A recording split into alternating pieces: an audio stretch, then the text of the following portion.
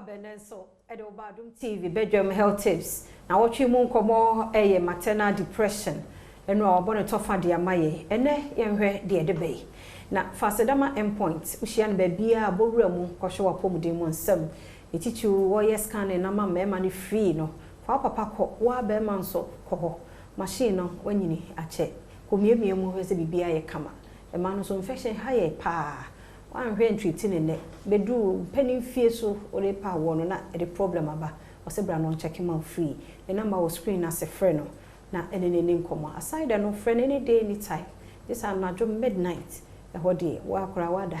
nti disturb o ka se friend no nche se wo be abuse course friend bra wo hu se uhia no obeti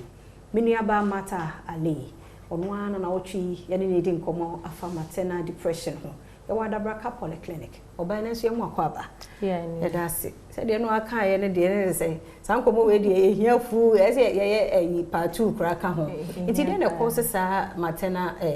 depression no ye ka causes na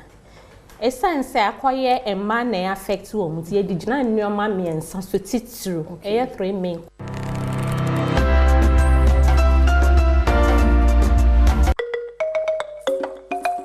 Memani free no Papa Paco, Wa Bemanso, Coho, machine no when you need a check. Kumia mu hwese bibia ye kama. A man so infection haye pa. Wan hwe treating in it. Bedu penny fie so ore pa wono na e problem aba. O se bra no check him free. The number was screen as a friend no. Na enene nkomo. Aside no friend any day any time. This am na midnight. E hode wa akora wada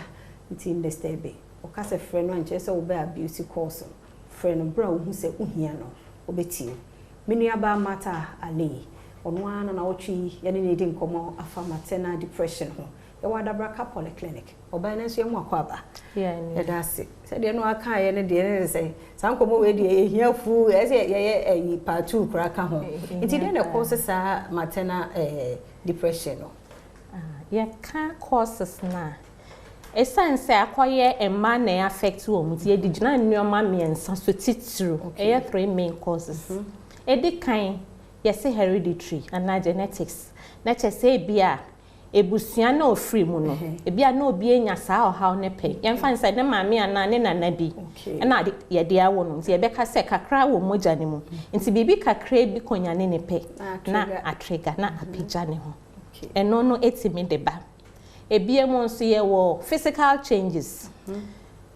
ye hwe ye fanyin san a ahyase ne bibia we yemu ye flat bibia ye kama ekwe nimu no afi na nneoma esesa we hwe se wutimi twi wo pons e ma ne da so kama afi na wenim aye bibi what sense kra na obofun obi kra pese ofi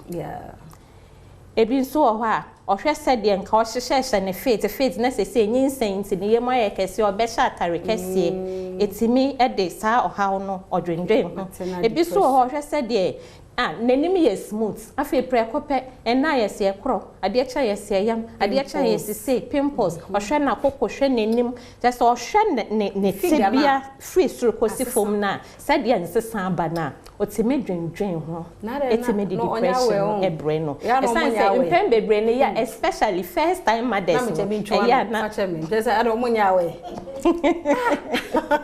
ya na yensusu say sana ebeba no nti sa ensesa na eba nipadue no free wutri so kosi wonanse no etimetiete na ama otimi enya depression no kre ebi nso ye free bibi emotional issues emotional issues be to say ye ema ye hypertension pa nti nkanyensen yi ba ye hwehwe akro crossroom ko bi efri ye partners ho se nipa no wenya ne sa otimi dwendwen ho enya depression ana se bia mi ntwa no experience am dey famu se bia hu ye obasabasa e bia bibi koso nka hu hia se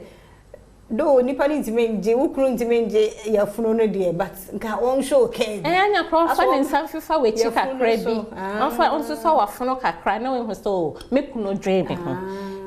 obi ohana wenya ne sa ehu eya otimi hya ne so ema ne ye depressed ebi nso awa ebi a nyinsen ne mu no na enam so na nedwuma ahwere no okay ebi a na nim sika sama kwaye basa ana ebi a atete a ofemu no ema ne ntimi ngina ne workload ano wo edwuma etimi edesa problems no eba and na if we psychosocial support enka yenyem ya ye de busua mu de wo hwe say obia be ma wo attention kakra wo pensu a efia wa kwasa ma me pewe adwo de abre wa ho say eno ne ma wenije but sa wenya ne sa na ehun ya wo ehun atete to mission so I say obi eja ne life ama bi sa me